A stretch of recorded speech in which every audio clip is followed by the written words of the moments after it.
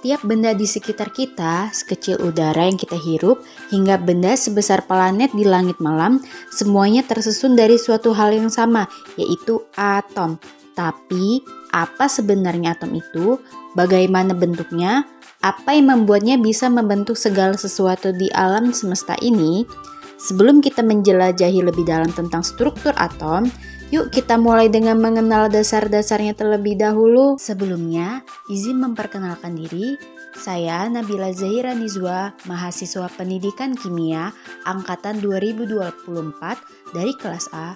Di sini, saya akan membahas peta konsep atau mind mapping tentang struktur atom. Struktur atom terdiri dari partikel penyusun atom, model atom, nomor atom dan nomor massa, dan konfigurasi elektron. Yang pertama ada partikel penyusun atom, terdiri dari proton, neutron, dan elektron. Yang pertama ada proton. Proton itu bermuatan positif. Letaknya ada di dalam inti atom. Jumlah proton menentukan identitas unsur atau disebut nomor atom. Misalnya, hidrogen punya 1 proton, jadi nomor atomnya 1. Yang kedua, ada neutron. Neutron tidak punya muatan, alias netral. Neutron berada di dalam inti atom bersama proton. Fungsinya untuk menjaga kestabilan inti. Jumlah neutron biasanya berbeda-beda, walaupun jumlah protonnya sama. Dan yang ketiga, ada elektron. Elektron bermuatan negatif. Letak elektron berada di luar inti di bagian yang disebut kulit atau orbital. Masanya sangat kecil dibanding proton dan neutron. Elektron inilah yang berperan dalam ikatan kimia dan reaksi antar atom. Kemudian ada model atom. Pernah nggak sih kalian berpikir sebenarnya atom itu kayak gimana sih bentuknya? Apakah cuma bulat aja? Atau ada isi di dalamnya? Berikut penjelasan mengenai bentuk atom dari masa ke masa. Yang pertama ada model atom Dalton. Dalton mengibaratkan atom itu seperti bola pejal. Menurut Dalton, atom adalah partikel terkecil yang tidak dapat dibagi lagi. Setiap unsur terdiri dari atom sejenis. Kelebihan dari model atom ini yaitu dasar pemikiran modern tentang atom, sedangkan kelemahannya belum tahu isi dalam atom. Kemudian ada model atom Thomson. Model atom ini diibaratkan seperti roti kismis. Menurut Thomson, atom adalah bola bermuatan positif dengan elektron bermuatan negatif tersebar di dalamnya seperti kismis dalam roti. Kelebihan dari model atom ini dapat menemukan elektron, sedangkan kelemahannya tidak dapat menjelaskan posisi inti dan elektron secara jelas. Kemudian, ada model atom Rutherford. Model atom ini diibaratkan seperti tata surya. Menurut Rutherford, atom terdiri dari inti kecil bermuatan positif di pusatnya.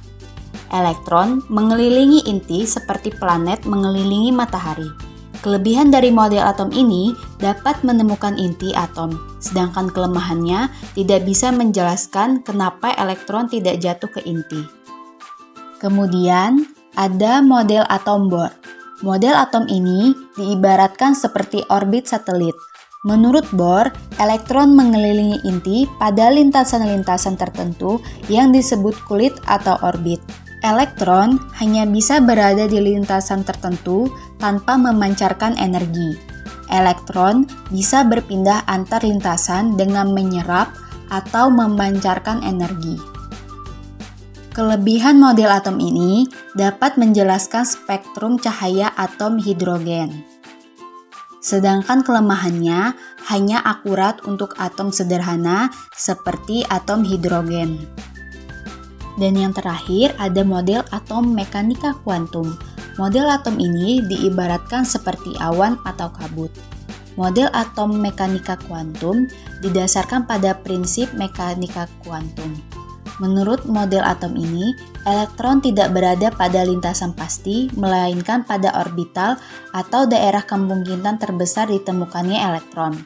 Kelebihan dari model atom mekanika kuantum yaitu model paling akurat dan digunakan sampai sekarang. Yang ketiga ada nomor atom dan massa atom. Apa itu nomor atom? Nomor atom adalah jumlah proton dalam inti atom. Proton mempunyai muatan positif. Jumlah proton menentukan identitas suatu unsur. Perlu diingat, jumlah elektron dalam atom netral sama dengan jumlah proton.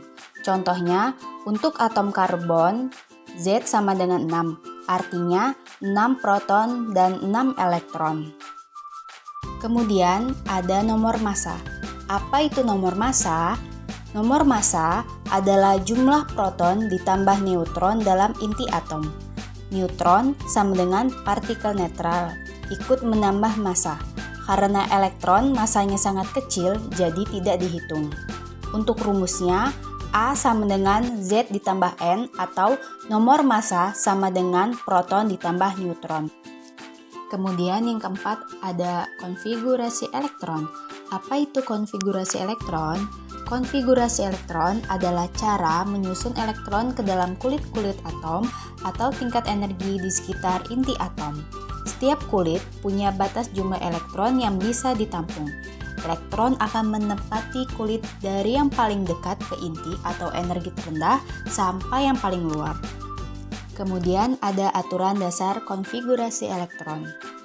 Di dalam aturan dasar konfigurasi elektron ada kulit atom dan kapasitasnya. Kulit atom dinyatakan dengan lambang K, L, M, N, dan seterusnya sesuai urutan abjad.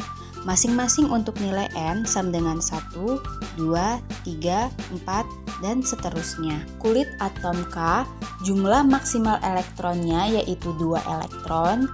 Kulit atom L, jumlah maksimal elektronnya yaitu 8 elektron. Kulit atom M, jumlah maksimal elektronnya yaitu 18 elektron. Dan yang terakhir kulit atom N, jumlah maksimal elektronnya yaitu 32 elektron.